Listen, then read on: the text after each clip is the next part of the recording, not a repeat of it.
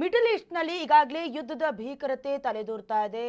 ದಿನೇ ದಿನೇ ಜಾಸ್ತಿ ಆಗ್ತಾ ಇದೆ ಕೂಡ. ಯುದ್ಧದ ಎಫೆಕ್ಟ್ನಿಂದ ಆಟೋ ಗ್ಯಾಸ್ ಎಮರ್ಜೆನ್ಸಿ ಎದುರಾಗಿದೆ. ಈ ಹಿಂದೆ ಫಿಲಿಪೈನ್ಸ್ನಲ್ಲಿ ಎದುರಾಗಿದ್ದಂಥ ಇಂಧನ ಎಮರ್ಜೆನ್ಸಿ ಅಥವಾ ಗ್ಯಾಸ್ ಎಮರ್ಜೆನ್ಸಿ ಈಗ ಬೇರೆ ಬೇರೆ ರಾಷ್ಟ್ರಗಳಿಗೂ ಕೂಡ ತಾಗ್ತಾ ಇದೆ. ಯುದ್ಧದ ಎಫೆಕ್ಟ್ನಿಂದ ಆಟೋ ಗ್ಯಾಸ್ ಎಮರ್ಜೆನ್ಸಿ ಎದುರಾಗ್ತಿದೆ. ರಾಜ್ಯದಾದ್ಯಂತ ಆಟೋ ಗ್ಯಾಸ್ಗಾಗಿ ಹಾಹಾಕಾರ ಹಾಕಲಾಗ್ತಿದೆ. ಬೆಂಗಳೂರು ಸೇರಿ ಜಿಲ್ಲೆಯಲ್ಲಿ ಗ್ಯಾಸ್ಗೆ ಅಭಾವ ಎದುರಾಗಿರುವುದು. ಗ್ಯಾಸ್ ಬಂಕ್ಗಳ ಮುಂದೆ ಆಟೋ ಚಾಲಕರು ಕ್ಯೂ ನಿಂತಿದ್ದಾರೆ. ಎಲ್ಪಿಜಿ ಗ್ಯಾಸ್ಗಾಗಿ ಆಟೋ ಚಾಲಕರು ಪರದಾಡುವ ಪರಿಸ್ಥಿತಿ ಎದುರಾಗಿದೆ. ಕೆಲಸ ಮಾಡದೆ ಸ್ಟೇಷನ್ ಮುಂದೆ ನಿಲ್ಲೋ ಪರಿಸ್ಥಿತಿ ಬಂದಿದೆ. ಜೀವನ ಮಾಡೋದು ಹೇಗೆ?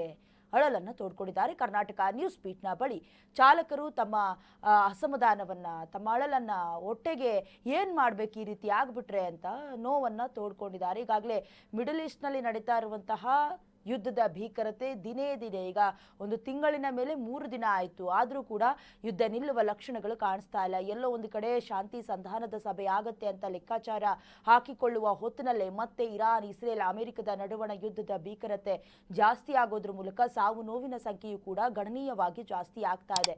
ಸಂಬಂಧಪಟ್ಟ ಹಾಗೆ ಹೊರ್ಮುಜ್ ಜಲಸಂಧಿಯನ್ನು ಕೂಡ ಓಪನ್ ಮಾಡೋದಕ್ಕೆ ಇರಾನ್ ಒಪ್ಪಿಕೊಳ್ತಾ ಇಲ್ಲ. ಹಾಗಾಗಿ ಈಗಾಗಲೇ ದಾಸ್ತಾನು ಕೂಡ ಇಲ್ಲದೆ ಇರೋದ್ರಿಂದ ಗ್ಯಾಸ್ನ ಅಭಾವ ಅಥವಾ ಅನಿಲದ ಅಭಾವ, ಗ್ಯಾಸ್ ಪೆಟ್ರೋಲ್ಗೂ ಕೂಡ ಸಮಸ್ಯೆ ಎದುರಾಗಿದೆ. ಈಗಾಗಲೇ ದೃಶ್ಯದಲ್ಲಿ ಗಮನಿಸ್ತಾ ಇದ್ದೀರಾ, ಒಂದರ ಹಿಂದೆ ಮತ್ತೊಂದು ಆಟೋದಂತೆ ಸಾಲುಗಟ್ಟಲೆ ನಿಂತ್ಕೊಂಡಿದೆ. ಬೆಂಗಳೂರಿನ ಪರಿಸ್ಥಿತಿ ಇದು. ಬೆಂಗಳೂರು ಸೇರಿದಂತೆ ರಾಜ್ಯದ ಬೇರೆ ಬೇರೆ ಜಿಲ್ಲೆಗಳಲ್ಲೂ ಕೂಡ ಇದೇ ರೀತಿಯ ಪರಿಸ್ಥಿತಿ ಎದುರಾಗಿದೆ. ನಮ್ಮ ಕರ್ನಾಟಕ ನ್ಯೂಸ್ ಬೀಟ್ನ ಜೊತೆ ಕೂಡ ಅಲ್ಲಿನ ಆಟೋ ಡ್ರೈವರ್ಗಳು ಕೂಡ ತಮ್ಮ ಬೇಸರವನ್ನ ವ್ಯಕ್ತಪಡಿಸಿದ್ದು, ಈಗ ಕೆಲಸ ಮಾಡದೆ ಸ್ಟೇಷನ್ ಮುಂದೆ ನಿಂತ್ಕೊಂಡಿದ್ದೀವಿ, ಜೀವನ ಮಾಡೋದು ಹೇಗೆ ಅಂತ ಅಳಲನ್ನ ತೋಡ್ಕೊಂಡಿದ್ದಾರೆ.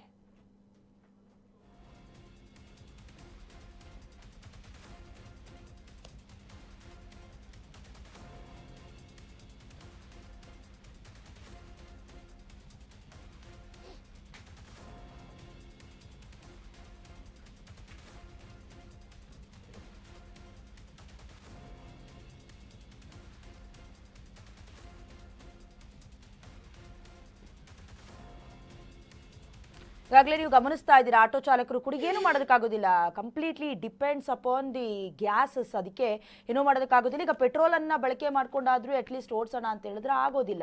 ಯಾಕಂದರೆ ಪೆಟ್ರೋಲ್ಗೂ ಕೂಡ ಇನ್ನು ಮುಂದಿನ ದಿನಗಳಲ್ಲಿ ಇನ್ನಷ್ಟು ಸಮಸ್ಯೆಗಳು ಎದುರಾಗಬಹುದು. ಬೆಂಗಳೂರಿನ ಬಹುತೇಕ ಭಾಗಗಳಲ್ಲೂ ಕೂಡ ನೀವು ಗಮನಿಸಿರ್ತೀರಾ, ಆಟೋ ಚಾಲಕರು ಒಂದು ರೀತಿ ಸಾಲ ಮಾಡ್ಕೊಂಡಿರ್ತಾರೆ, ಲೋನ್ಗಳನ್ನು ಕಟ್ಟಬೇಕು, EMI ಅನ್ನು ಕಟ್ಟಬೇಕು, ಅಥವಾ ಅವರ ಜೀವನವೇ ಒಂದು ರೀತಿ ಈಗ ಸಮಸ್ಯೆಯ ಬೀಡಾಗ್ತಿದೆ ಅಥವಾ ಸಮಸ್ಯೆಗಳ ಆಗ್ರವಾಗ್ತಾ ಇದೆ. ಸಂಬಂಧಪಟ್ಟ ಹಾಗೆ ಇದಕ್ಕೆಲ್ಲ ಕಡಿವಾಣ ಬೀಳಬೇಕು ಅಂತ ಹೇಳಿದ್ರೆ ಮಿಡಲ್ ಈಸ್ಟ್ನಲ್ಲಿ ಅಥವಾ ಕೊಲ್ಲಿ ಅಂತ ಪ್ರದೇಶಗಳಲ್ಲಿ, ರಾಷ್ಟ್ರಗಳಲ್ಲಿ ನಡೀತಾ ಇರುವಂತಹ ಯುದ್ಧ ನಿಲ್ಲೇಬೇಕಾಗತ್ತೆ. ಆದರೆ ಯುದ್ಧ ಸದ್ಯದ ಮಟ್ಟಿಗೆ ನಿಲ್ಲುವಂತೆ ಕಾಣಿಸ್ತಾ ಇಲ್ಲ. ಅಮೆರಿಕ ಸಂಧಾನಕ್ಕೆ ಕಳೆದ್ರು ಕೆಲವೊಂದಷ್ಟು ಕಂಡೀಷನ್ಸ್ಗಳನ್ನ ಹಾಕ್ತಾ ಇದೆ. ಅದನ್ನ ಇರಾನ್ ಒಪ್ಪಿಕೊಳ್ಳೋದಕ್ಕೆ ಮುಂದಾಗ್ತಾ ಇಲ್ಲ, ಅಥವಾ ಇರಾನ್ಗಿರುವಂತ ಕೆಲ ಷರತ್ತುಗಳನ್ನ ಅಮೆರಿಕ ಒಪ್ಕೊಳ್ತಾ ಇಲ್ಲ. ಇದೇ ರೀತಿ ಆಗ್ತಾ ಇದ್ರೆ ಈ ಯುದ್ಧದ ಭೀಕರತೆ ಭಾರತ ಸೇರಿದಂತೆ, ನಮ್ಮ ರಾಜ್ಯ ಸೇರಿದಂತೆ ಬಹುತೇಕ ಎಲ್ಲಾ ಭಾಗಗಳಲ್ಲೂ ಕೂಡ ಸಮಸ್ಯೆ ಎದುರಾಗ್ತಾ ಇದೆ. ಒಂದು ರೀತಿ ಜನಜೀವನವೇ ಅಸ್ತವ್ಯಸ್ತವೂ ಆಗ್ತಾ ಇದೆ.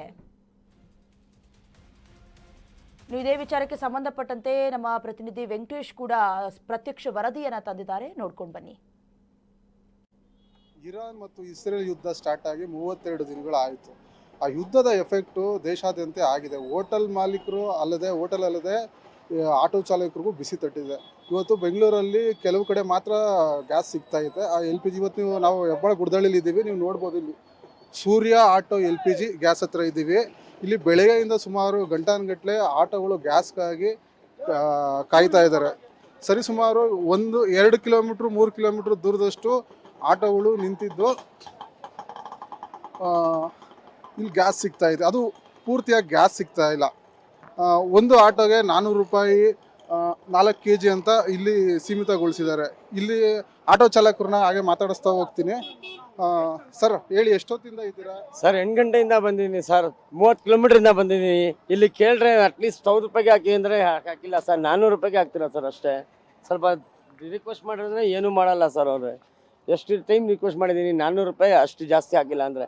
30 ಕಿಲೋಮೀಟ್ರಿಂದ ಬಂದಿದ್ದೀನಿ. ಬರೀ 8 ಗಂಟೆಗೆ ಬಂದಿದ್ದೀನಿ ಸರ್. 8 ಗಂಟೆಯಿಂದ ಕಾಯ್ತಾ ಇದ್ದೀನಿ ಸರ್ ಲೈನಲ್ಲಿ ಆಗಿಬಿಟ್ಟು ಗಾಡಿ. ಸ್ವಲ್ಪ ಇವರು ಯೋಚನೆ ಮಾಡಬೇಕು ಸರ್. ದೂರದಿಂದ ಬಂದರೆ ಬರೀ 400 ರೂಪಾಯಿಗೆ ಆಗಿದ್ರೆ 200 ರೂಪಾಯಿ 250 ರೂಪಾಯಿಗೆ ಗ್ಯಾಸೇ ಹೋಯ್ತು ಸರ್. ನಮಗೆ ಹೋಗೋಕ್ಕೆ ತಿರ್ಗಾ ಮನೆಗೆ 1 ರೂಪಾಯಿ ಸಂಪಾದನೆ ಮಾಡಲ್ಲ. ನನ್ನೇ 50 ರೂಪಾಯಿ ಮಾಡಿದ್ದೀನಿ ಅಷ್ಟೇ. ಗ್ಯಾಸೇ ಸಿಗ್ತಾ ಇಲ್ಲ ಸರ್. ಗ್ಯಾಸ್ಗೋಸ್ಕರ ಭಾಳ ಕಷ್ಟ ಆಗಿದ್ರೆ ಏನು ಮಾಡೋಣ? ನೀವು ಏನಾದರೂ ಸ್ವಲ್ಪ ಫೆಸಿಲಿಟೀಸ್ ಮಾಡಿ ಹೌದು ಸರ್, ಗ್ಯಾಸ್ ಬೆಳಿಗ್ಗೆ 6 ಗಂಟೆಗೆ ಬಂದಿದ್ದೀನಿ ಸರ್, ಇನ್ನೂ ಗ್ಯಾಸ್ ಸಿಕ್ಕಲಿಲ್ಲ ನನಗೆ. ಈಗ ಬಂದರೆ 400 ರೂಪಾಯಿ ಹಾಕ್ತಾರೆ, ನಾವು ಏನು ತಗೋದು, ಹಾಸ್ಪಿಟ್ಲ್ ಬೇರೆ ಹೋಗ್ಬೇಕು, ಗ್ಯಾಸ್ ಸಾಲಲ್ಲ 400 ರೂಪಾಯಿಗೆ. ಅವ್ರಿಗೆ ರಿಕ್ವೆಸ್ಟ್ ಮಾಡಬೇಕು ಈಗ, ಸರಿ 800 ರೂಪಾಯಿ ಅಂತ ಹಾಕಿ ಸರ್, ಸ್ವಲ್ಪ ಹಾಸ್ಪಿಟ್ಲ್ಗೆ ಹೋಗ್ಬೇಕು ಅಂತ. ಏನು ಮಾಡೋದು ಹೇಳಿ. ಸಿಗೋ ಕಡೆ ಅಟ್ಲೀಸ್ಟ್ ಒಂದು ಫುಲ್ ಇದು ಮಾಡಲಿ. ಸ್ವಲ್ಪ ನಾವು ಹೋಗೋಕ್ಕೆ ಬರೋಕ್ಕೆ ಇದಾಗತ್ತೆ. ಹಾಸ್ಪಿಟ್ಲಿಗೆ ಪೇಷಂಟ್ ಇದ್ದಾರೆ, ಹಾರ್ಟ್ ಪೇಷಂಟ್, ಅವ್ರು ಕರ್ಕೊಂಡು ಹೋಗ್ಬೇಕು. ಗ್ಯಾಸ್ಗೆ ಏನು ಪ್ರಾಬ್ಲಮೇ ಇಲ್ಲ. LPG ಗ್ಯಾಸ್ಗೆ ಎಲ್ಲ ಕಡೆ ಸಿಗ್ತದೆ. ಎಲ್ಲಿ ಸಿಗ್ತಾ ಇದೆ ಗ್ಯಾಸು? ಬಡವರು ಹೊಟ್ಟೆ ಮೇಲೆ ಹೊಡಿತಾ ಇದ್ದಾರೆ ಈ ಸರ್ಕಾರದವರು.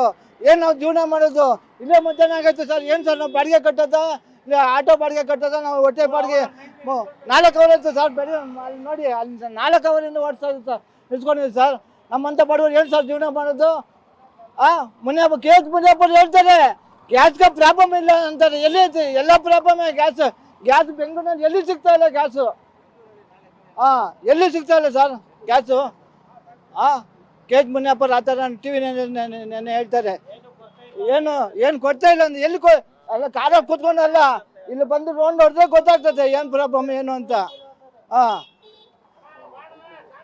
ಒಂದು ಕಡೆ ಆಟೋ ಚಾಲಕರು ಸರ್ಕಾರ ವಿರುದ್ಧ ಕುಪಿತರಾಗಿದ್ದಾರೆ. ಇನ್ನೊಂದು ಕಡೆ ಪ್ರತಿದಿನ ಆಟೋ ಚಾಲಕರ ಬದುಕು ಹೈರಾಣಾಗಿದೆ. ಆದಷ್ಟು ಬೇಗ ಇಸ್ರೇಲ್ ಇರಾನ್ ಯುದ್ಧ ನಿಲ್ಲುವಂತೆ ಆಗಲಿ ಅಂತ ಹೇಳ್ತಾ ಕ್ಯಾಮರಾಮನ್ ರಾಘವೇಂದ್ರ ಜೊತೆ Venkat, Karnataka news beat, Bengaluru. Karnataka news beat follow ಮಾಡಿ, ಸಬ್ಸ್ಕ್ರೈಬ್ ಮಾಡಿ.